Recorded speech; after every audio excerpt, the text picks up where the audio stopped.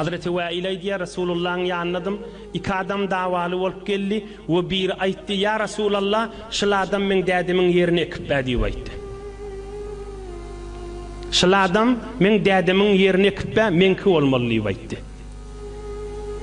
Eneşi ekip bä, men dädimin yerini eptir. Aham Resulullah aleyhisselam şu ekin ekip böleni tayhanını yayli, ekin ekip böleni tayhana aydıptır. Ola adam men dädimin yerini ekip bä diýdi. Resulullah aleyhisselam şu gelip dava eden adama aydıptır. Tayhanlar bakışlan. Gelip yer dädiminki diyen adama aydıptır. Şahidin mı dädinki digine diýipdir. Bula adam yer ekipdu ve senne gelip aydiyan yer dädiminki diýen şahidin mı diýipdir. Ki şahit bolsun, şıl adam zulüm zor bilen sen dädin yerini ki sen yerini ekip bä diýip şahit bolsun diýipdir. Ama ola adam aytypdyr, ya Resulullah ýok diýipdir, şahidime ýok diýipdir. Hak Resulullah aleyhissalatu vesselam aydypdyr, onna men şu yer ekip berene ant berjek, kasam berjek diýipdir. Ege kasam işte yer men qowlya diýipdir. Şon sende şahidin ýok diýipdir, bir de ekip bä diýipdir. Ola adam aydypdyr, dädiminki yer diýen adam. Ve ya Resulullah diýipdir, bula yalandan orta kasam işte men yerimi der da elimden diýipdir. Bula kasam içer diýipdir. Men yerim gitýär diýipdir. Peygamberimiz aleyhissalatu vesselam aydypdyr, yol şeriat işi diýipdir. Ýöne men iqtata'a ardan zaliman laqiyallahu azza ve celle yawmal kıyamet ve huve aleyhi gazban. El-iyadu billahi min gazabi. Ola adam kasam içecek bolup duraham. Men teyyar kasam içmä diýipdir. And içecek diýipdir.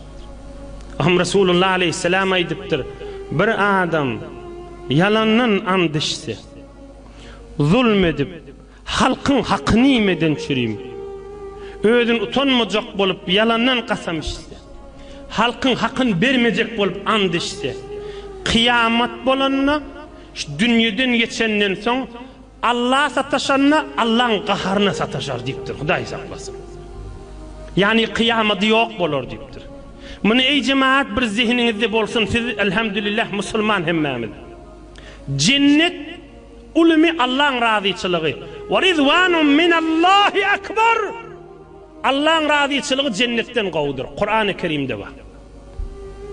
Ve rizvanun minallahi akbar.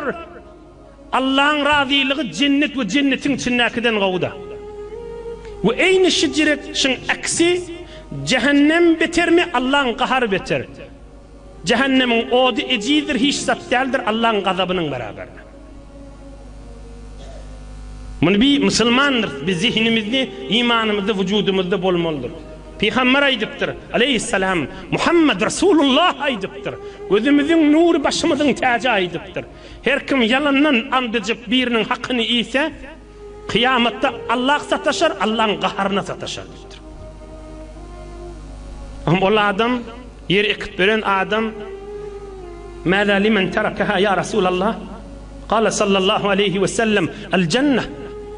Kâle feşhede inni qad teraktuha lehu kullaha. Berekallah. O yer ekyan adam aydıptır, inni ya şol Resulullah aleyhisselamın vağdımını ötüptür.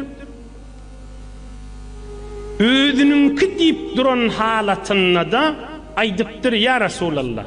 Onunla men and şekdelliptir. Yerdeşi dädiminki diýen mortaşyňa bereýin diýipdir. Şeyden adama nämesen zamyn bolýan diýipdir.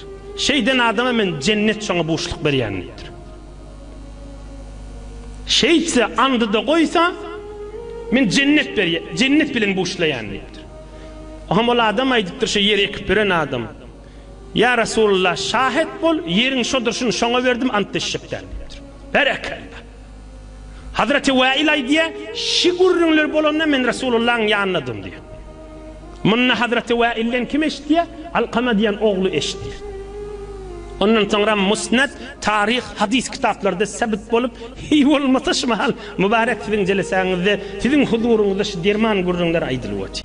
Ey cemaatlar, ey musulmanlar, bir neçe adamın hakkı vardır. Bir neçe adamların hakkı vardır.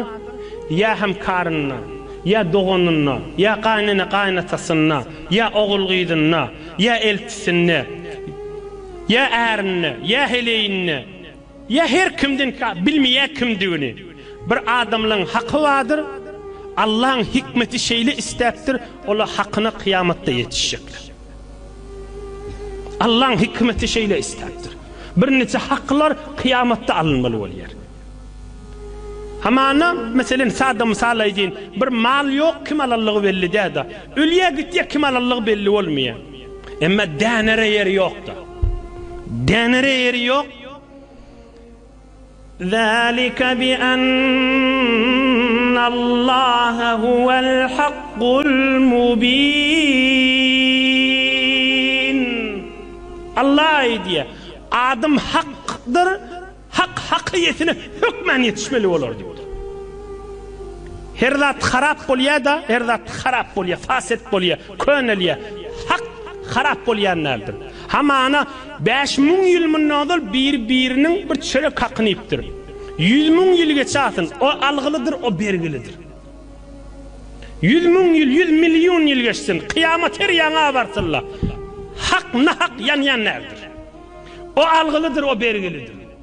Kabre gitsin, çürüysün, tozanmolsun, yakılsın, yakılmasın, soğuklansın. O algılıdır, o da bergilidir. O algılıdır, o bergilidir. O algılıdır, o bergilidir. Hak hakiyetine bayet yetişmeliler. Ama bir neçe haklar var, Allah'ın hikmeti şeyle oluptur, kıyamette almalı var. فَلْيَنْظُرِ الْاِنْسَانُ مِمَّا خُلِقَ مِنْ مَاءٍ دَافِقٍ يَخْرُجُ مِنْ بَيْنِ الصُّلْبِ وَالتَّرَائِبِ إِنَّهُ عَلَى رَجْعِهِ لَقَادِرٌ يَوْمَ تُبْلَى السَّرَائِرُ فَمَا لَهُ مِنْ قُوَّةٍ وَلَا نَاصِرٍ. Allah ayeti. Adam fakir özüne ne mi kadiyar deyiptir? Allah ayeti. Adam görsünler yancı bir katır forsu sudan yaratılmadı mı deyiptir. Bilin ve kursoktan sızın bir porsu katırı değildi mi deyiptir. فَلْيَنْظُرِ الْاِنْسَانُ مِمَّا خُلِقَ مِنْ مَاءٍ دَافِقٍ يَخْرُجُ مِنْ بَيْنِ الصُّلْبِ وَالتَّرَائِبِ. Döşün arasında ve bilin sızın bir porsu su değildi mi deyiptir. İnnehu ala rac'ihi laqadir. Emma sonramşıl adam dayovoliya ya qarriya ya yaş vaktini ya oğlun vakti ölüye Allah aydiye şonu yaradan Huday qayta kıyamatta turulmanı da kudretin vardır diye. Yevme tübüle sarayir içindeki kalbın eteğini basıp koyun zatlan açılacak gününü. Hokka yol yok yerde. Yo men niyetim bidi, men maksadım bidi, men namedi deyip Allah bulmayacak yer. Yine Allah Teala'nın kelamı yan kuvurundan men çıkmayın. Bir neçe haklar var, kıyamete varmalı, kıyamette hak almalı oluyor. Müslüman ona razı olmalı oluyor. Ne kadar haklar var, Allah kuvvet versin. Bir gelirler, bir diraz müddet dirdin içinde gitbelerde. Ya er ya kaynanedin. Bir uzak dirdin içinde ölmesi açılacak derlerde. Hiç kimin de haberi yok. Allah'tan başka. Şu öyde şunu zulmedilvetiydi. Şu geline, ya şu ere, ya şu kaynanaga, ya baldıda, ya her gaysına olsun. Hiç kim haberi yok da. Uğrunca kan ağlak geçirveti, hiç kime de aydip bilmiyor. Ne resmi datkalar aydip biliyor, ne berka adamlar aydip biliyor. Şu karşını içinden ya gözünden yaşaktık geçiriyor bir neçe adamlar. Allah'ın hikmeti şeyle isteptir. Bir gün hakikatine yetişmeliler. Kıyamattan bir söz deydim bayakta. Baktın ulu şana 3-4 dakika vaktimde geçip bariye. Kıyamattan bir söz deydim bayakta. Qarav bardır yersiz urulan tayakta. Yönü yalandan eziyet boş gitme rahim karamatın çıkmalı olur deyiptir. Kıyamattan bir söz deydim bayakta. Qarav bardır yersiz urulan tayakta. Zalimler hor olur qalar ayakta. Garip sen ağlama şiirdek bolur senin. Zalimler hor olur qalar ayakta.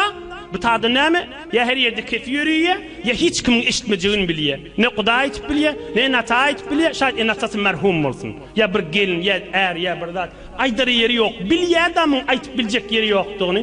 Yadına düşenek Allah'ın kafasına mıdam, ah diyerler asmana çıkıp durulluğu. Zalimler hor olur qalar ayakta, garip sen ağlama şiirdek bolarsan. Ey haqqı yanıp duran ağlap durma diýipdir. Şiir ýanak bolup haqqyňy alarsın. Bir neçe hak ötçäresiz kıyamata galmaly.